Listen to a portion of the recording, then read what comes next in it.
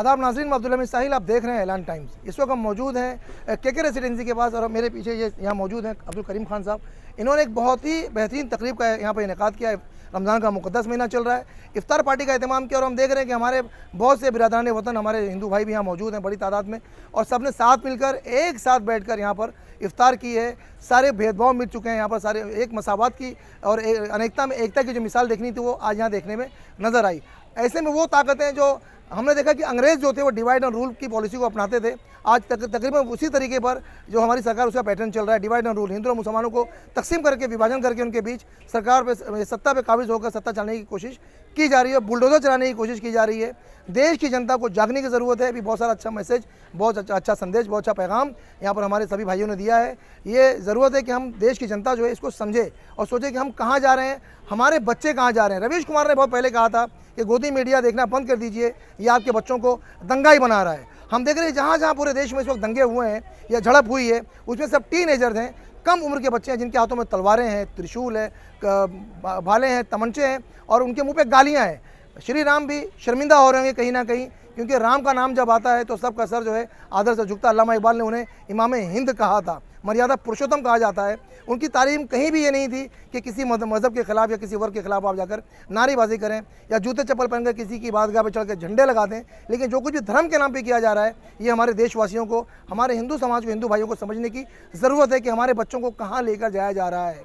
इसी तरह जो हमारे मुस्लिम कौम के लोग हैं उन्हें भी समझने की ज़रूरत है कि जो भाईचारा हमारा सदियों चला आ रहा है वो किस तरह कायम रहे। हम दोनों की जिम्मेदारी बनती है कि एक सीधा पिलाई बनी हुई दीवार की तरह हम खड़े हो जाएं और बाबा साहब का जो संविधान है जिस पर देश चल रहा है उसको बचाने के लिए, अपने रक्त को बहाने के लिए तैयार हैं, क्योंकि वक्त बड़ा ख़राब आ रहा है। हम सबको मुत्तहिद होकर वोट की जो ताकत है, संविधान की जो ताकत है, उसको इस्तेमाल करके देश को बचाना है। उसी एक पैगाम को लेकर आज यहाँ की ये दावत इफ्तार रखी गई थी, ताकि लोगों तक ये मैसेज जाए कि तुम कितनी भी कोशिश कर लो, हम एक थे, हम एक हैं और हम एक रहेंगे। देखते रहें इस तरह की खबरों के लिए हमारा चैनल ऐलान टाइम्स।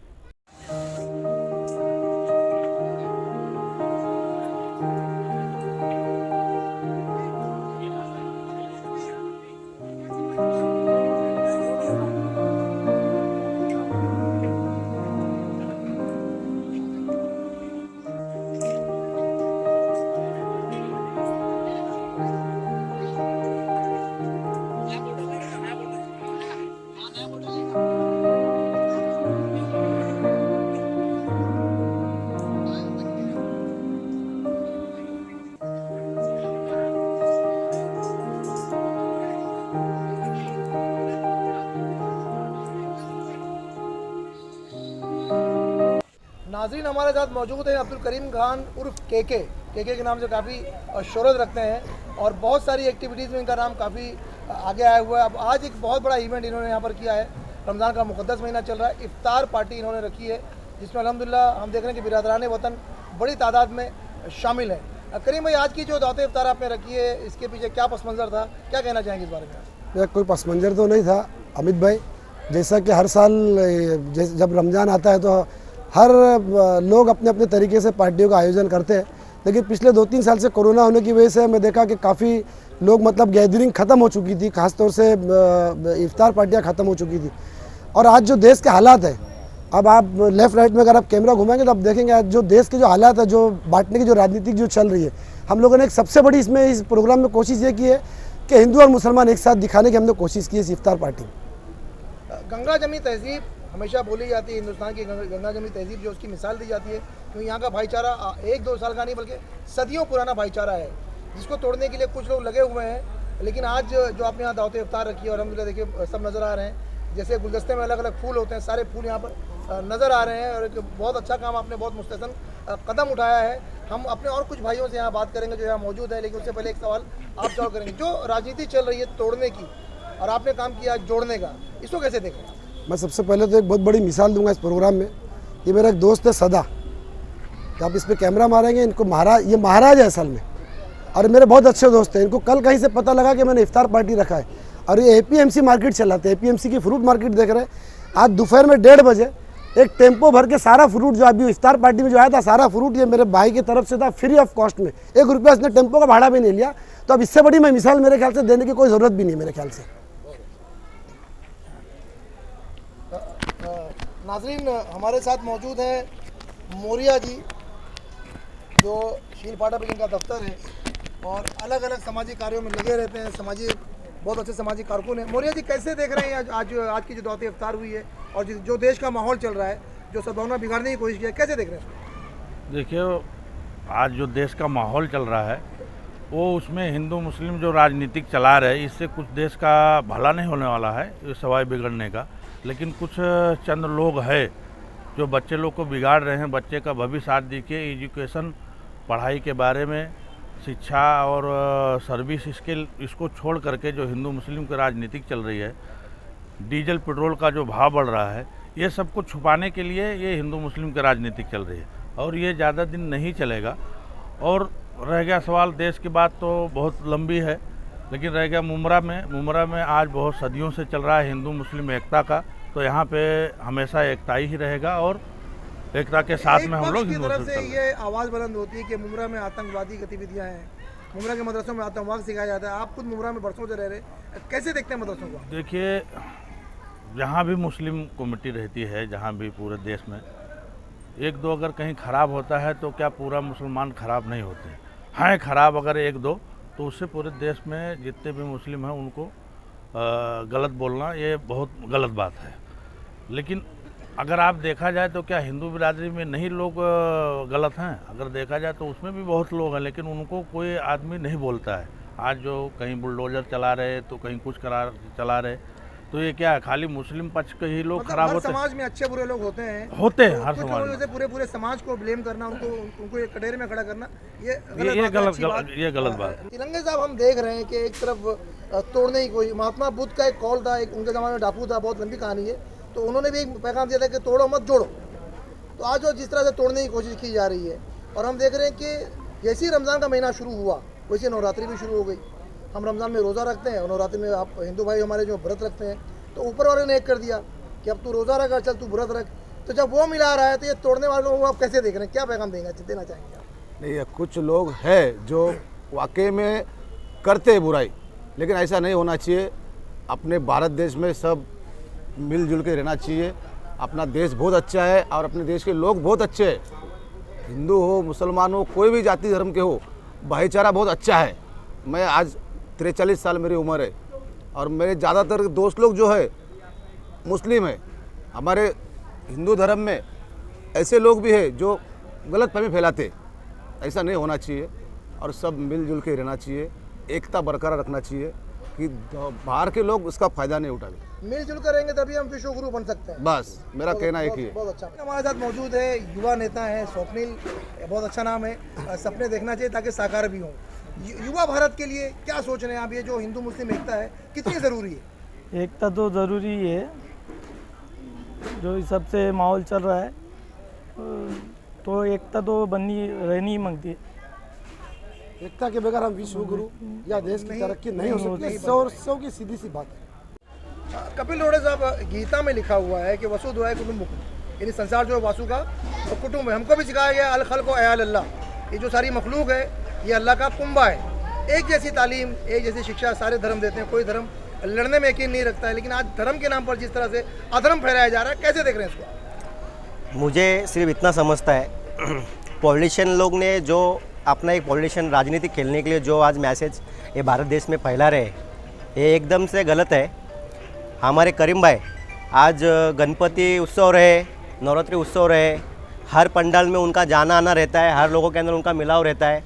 तो मैं भी आज एक साल से उनके कुछ एसोसिएशन के थ्रू से उनके साथ में मिला हूँ, तो उन्होंने आज तक जात पात ये सब चीज़ देखा नहीं है और मैं वही किस्म का इंसान हूँ। मेरे साथ में भी बहुत मेरे मुस्लिम दोस्त हैं, मेरे पिछड़े जात के दोस्त लोग हैं, पंजाबी समाज के दोस्त लोग हैं, बहुत सारे दोस्त लोग हैं।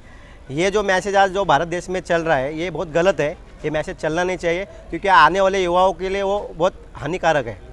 आपका ये पैगाम है कि बा मुसलमान अल्लाह अल्लाह, बा ब्राह्मण राम राम, ये होना चाहिए जो पहले से होता चला है। बहुत अच्छी बात। नाज़िम, मुमरा की मशहूर शख्सियत राजू अंसारी साहब हमारे साथ मौजूद हैं। किंग मेकर हैं, किंग तो नहीं बनते लेकिन हमेशा किंग मेकर बनने का काम करते हैं ये।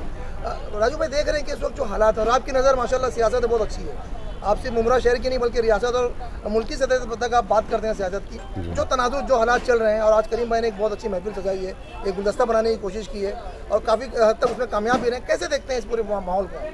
मैं सबसे पहले तो हमारे करीम खान साहब का शुक्रिया अदा करता हूं कि उन्होंने हमें यहाँ पर बुलाया, इफ्तार पार्टी रखी। मैं इनके लिए उनको बहुत शुभकामनाएं देता हूं और उनको मुबारकबाद देता हूं कि उन्होंने बेहतरीन काम किया है। साथ में मेरे यहाँ पर बहुत सारे लोग खड़े हैं, जैसे हमारे सदा भाई खड़े हैं, हमारे यहाँ पे स्वप्निल भाई खड़े हैं, मौर्य सेठ खड़े हैं, बाकी तमाम जो लोग खड़े हैं। ये एक चीज़ देख करके मुझे एक बात समझ में आती है कि जब हमारे देश की आज़ादी हुई, आज़ादी के वक्त में हमारे यहाँ जब संविधान लिखा गया, संविधान लिखते वक्त हमारे भीमराव बाबा साहब अम्बेडकर साहब ने कहा था, एक नारा लगाया था, अनेकता में एकता, सर्वधर्म संभव। उसी को बचाने के लिए और उसी को आगे लेकर के हमारी लेगेसी को आगे बढ़ाने के लिए हमारे जो अभी जो नए बच्चे यहाँ हमारे खड़े हैं, अगर हम इस तरीके से अगर राजनीति करेंगे तोड़ने की और लोगों की विध्वंस की राजनीति अगर हम करेंगे तो वो दिन दूर नहीं कि इस देश के कई टुकड़े हो जाएंगे। हमें इस देश को अगर बचाना है, क्योंकि इस देश के अंदर हमारा भी खून लगा है, जितना हिंदुओं का लगा है उतना मुसलमानों का लगा है, जितना मुसलमानों का लगा है उतना हिंदुओं का लगा है। हमने जब आज़ादी की लड़ाई लड़ी अंग्रेज़ों के खिलाफ, तो हमने किसी जात को और किसी धर्म को लेकर के नहीं, हम इस देश की एकता को लेकर के हमने चला और हम इस देश की आज़ादी को पाया है। आज हम ये चाहेंगे कि हमारा देश जो है वो अमेरिका को टक्कर दे और रशिया को टक्कर दे। वो टक्कर देने के लिए हमें करना क्या है? हमें करना क्या है ये कि हमें हमारे देश का इंफ्रास्ट्रक्चर डेवलप करना है, हमारे देश के अंदर जो इन्फ्लेशन है उसको कंट्रोल करना है, हमारा जो जीडीपी है वो किस तरीके से बढ़ना चाहिए, इसके ऊपर हमें मेहनत करनी चाहिए। अभी आपने देखा होगा परसों के रोज़ हमारे जहांगीरपुरी के अंदर एक हादसा हुआ कि वहाँ पर छोटा सा दंगा हुआ। दंगे के फ़ौरन बाद एमसीडी ने और जो दिल्ली की सरकार है उसने वहाँ पर कार्रवाई की। उस कार्रवाई को रोकने के लिए किसी मुसलमान ने आगे नहीं बढ़ा। सबसे पहले अगर कोई वहाँ पर पहुँचा तो वहाँ पर बिंदा कराट मैडम पहुँची थी। उसके बाद में उस केस को लड़ने के लिए कपिल सिब्बल साहब सुप्रीम कोर्ट में गए और जाके दरवाज़ा खटखटाया। तो ये एक बेहतरीन चीज़ है हमारे देश के लिए कि हम देश के अंदर जब, अब मैं आपको एक बात बताऊँ, इस देश का मैं इस कौसा गाँव का मैं भूमिपुत्र हूँ। मेरा यहीं जन्म हुआ, मैं यहीं पर पैदा हुआ, मैं यहीं पर रहा, पला बड़ा और रहा साथ में लोगों के। अक्सर जो आगरी समाज यहाँ पर है, जो बहुत सालों से यहाँ पर रह रहा है, 200-300 सालों से यहाँ पर रह रहा है, इस आगरी समाज का जितना भी यहाँ पर कोई अगर सन आता है, चाहे वो गणपति हो, चाहे वो होली हो, चाहे वो दिवाली हो, मैं हर एक का मेंबर हूँ। मैं गोकुलाष्टमी का भी मेंबर हूँ। जब मैं बचपन स्कूल पढ़ा करता था तो मैंने देखा है कि जब मुझे भूख लगती थी तो मैं नाना दादा भगत के घर पे जाकर खाना खाया करता था। मैं राजन किन्हीं के घर पे जाकर नाश्ता किया करता था और लोग मुझे अपने घर में बिठा करके नाश्ता कराते थे और खाना खिलाते थे। क्या ये अनेकता में एकता नहीं है? यही चीज़ हमें हमारे बच्चों में पैदा करनी है, हमारे जवानों में पैदा करनी है। जो ये नफरत की राजनीति जो बीजेपी कर रही है या उसके साथ में जो उनके कुछ चमचे कर रहे हैं, खास करके हमारे राज साहब ठाकरे कर रहे हैं, ये मैं ये समझता हूँ कि उनको पब्लिक ने नकार दिया महाराष्ट्र के अंदर। और महाराष्ट्र की जनता को मैं सलाम करता हूँ क्योंकि हम यूपी को बिलोंग करने वाले लोग हैं। हम जब यूपी से यहाँ पर आए आज से 60-65 साल पहले, तो इन लोगों ने भरे हाथों से हमारे को यहाँ पर लिया। कभी किसी आगरी समाज ने, कोली समाज ने, कुनबी समाज ने, इन लोगों ने हमें गले लगाया, यहाँ पर हमें बसाया, हमें बिज़नेस करने दिया, हमें धंधा करने दिया, हमें नौकरी करने दी। कभी उन्होंने हमें यहाँ से भगाया नहीं। तो ये उनकी बहुत बड़ा दिलपन है कि जिसकी वजह से उन्होंने हमें यहाँ पर रखा और हम यहाँ पर रह करके इज़्ज़त आफियत से हमने रहे यहाँ पे। हमने यहाँ पे तरक्की की, तो चाहे बिज़नेस में तरक्की की हो, चाहे वो पॉलिटिक्स में तरक्की की हो, हमने हर चीज़ के अंदर तरक्की की है। तो ये एक बहुत अच्छी चीज़ है हमारे कौसा मुमरा के लिए कि अगर किसी को अनेकता में एकता अगर देखना है, किसी को सर्वधर्म संभव देखना है, तो मुमरा कौसा में आकर के देखें। आखिरी सवाल मैं करूँगा आपसे। अभी आपने बाबा साहब की बात की, जी। इनके संविधान पे देश चल रहा है, तो अब ये यहाँ देखना है कि देश संविधान से चलेगा कि बुलडोजर से चलेगा? सर मैं आपको, मेरा सवाल पूरा हो जाएगा राजू भाई, क्योंकि मैं आपसे अच्छे जवाब की उम्मीद रख रहा हूँ। जी, हम देख रहे हैं कि यूपी और मध्य प्रदेश में जिस तरह से दंगे हुए, अब वो जो दंगाई था वो सजा तो तय करेगा कोर्ट। जी बिल्कुल। पुलिस का काम होता है उनको अरेस्ट करना, कोर्ट में प्रोड्यूस कर देना, फिर वो मुलजिम से मुजरिम बनता है, यानी अपराधी होता है, तब उसके बाद ही कोई सजा तय होती है। हम देख रहे हैं कि कोर्ट को साइड में रख दिया गया है, कोर्ट की जरूरत नहीं है, जज की जरूरत नहीं है, अब किसी कानून की जरूरत, खुद ही मुख्यमंत्री जो है वो आदेश देते हैं, बुलडोजर चल रहा है। यही जहांगीरपुरी में हुआ। तो इसको कैसे देख रहे हैं कि अब बुलडोजर के जरिए से देश चलेगा? मैं आपको एक बात बताता हूँ मैं कि 1925 के अंदर गोलवालकर साहब ने और हेगडेवार साहब ने एक किताब लिखी थी, bunch of thoughts and we the nationhood defined. उसको आप अगर पढ़ेंगे तो आप देखेंगे इस देश के अंदर उन्होंने एक नफरत का बीज बोया था 1925 के अंदर, और उसी बीज को बो करके आज इतना बड़ा पेड़ बन चुका है जिसे आरएसएस के जो जितने भी उसके जो एफिलिएटेड ब्रांचेस है, चाहे वो स्वयंसेवक संघ हो, चाहे वो बजरंग दल हो, चाहे वो अखिल भारतीय विद्यार्थी परिषद हो, ऐसे कई 11 एफिलिएटेड विंग्स है। इन लोगों का काम ही यही है कि इस देश के अंदर नफरत की राजनीति करना, और नफरत की राजनीति करने का फ़ायदा सबसे ज़्यादा किसको हो रहा है मालूम है आपको? किसी सरकार को, किसी हिंदू को और किसी मुसलमान को नहीं हो रहा है। इसका फ़ायदा सिर्फ 12 उद्योगपतियों को हो रहा है, चाहे वो गौतम अदानी हो, चाहे वो मुकेश अंबानी हो। इस तरीके के जो लोग हैं ये इस देश को बेच रहे हैं। इस देश का जो हमारा जो सरमाया है, हमारे देश का जो प्रॉपर्टीज़ है, उसको नीलाम किया जा रहा है। ये हमारे लोग नहीं समझ पा रहे हैं। जब तक हमारी आँख खुलेगी, जब तक हमारा देश कंगाल हो चुका होगा। जिस तरीके से आज श्रीलंका का हाल हुआ है, वो दिन दूर नहीं कि इस देश के अंदर भी ऐसी भुखमरी हो जाएगी कि यहाँ पर सिविल वॉर हो जाएंगे। उसी को रोकने के लिए हमें सारे जाति और सारे जमात के लोगों को मिल करके हमारे बाबा साहब अम्बेडकर के संविधान को बचाने की बहुत पुरजोर कोशिश करनी पड़ेगी।